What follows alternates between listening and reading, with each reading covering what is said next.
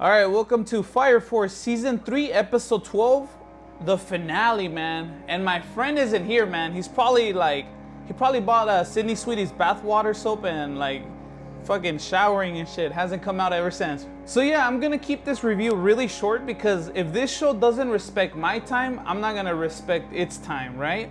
So we open up the episode with I can't even say these names. Fairy. Yeah, it's some funky ass names. So it's like Fairy versus Sho. And we pick up from last episode where Sho gets there and he's trying to get Shinra away from Fairy. Man, that's some weird name. But yeah. And so as they're duking it out, Sho is actually in midair, jumping from arrow to arrow. This is so weird. All right, get this, man. So one of the characters in this show, their ability is to shoot arrows, right? Like fire arrows, and their name is Arrow.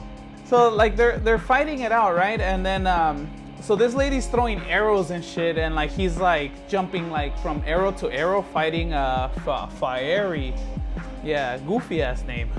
Anyways, so as they're fighting Fiery, which he's all oh dude, Sho, I could have been your protector, but you decided to be with this girl, and this girl decides to be in the shadows, and she's scared, but I could have been there for you. I could have done stuff for you. And I'm like, dog, if I was Sho, I would have chosen the girl too. What the heck? This guy's crazy, dude. But yeah, so they fight. Fairy dips basically, and Sho gets Shinra back. So after the battle with Fairy and Sho, we actually get a background story with somebody named Yona, which he basically survived the first cataclysm, and he looks dumb. I never liked this character design. Look, let me know if this looks dumb to you. That looks stupid, dude.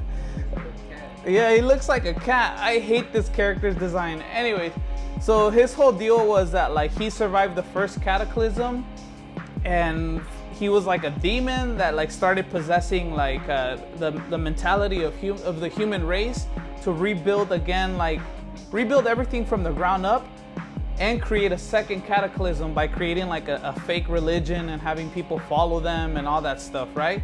And as we get to the backstory of this lame ass dude, we actually see the fire princess locked away in that little container, and her eyes start glowing. But then we get a shot of Sister Iris praying, and her eyes start glowing.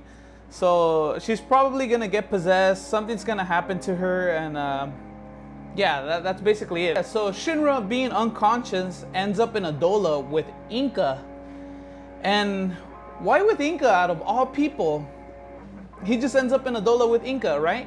And Shinra just goes dude, I'm the Flash now, get on. So she hops on, and they freaking run to the past, right? Now, this is the part of the show where it actually gets good, because the first half was boring to me. I'm sorry. But basically Shinra runs to the past and sees the life before the first cataclysm, right? And let me tell you, it's a really great setup for madness, what is found in Soul Eater, right?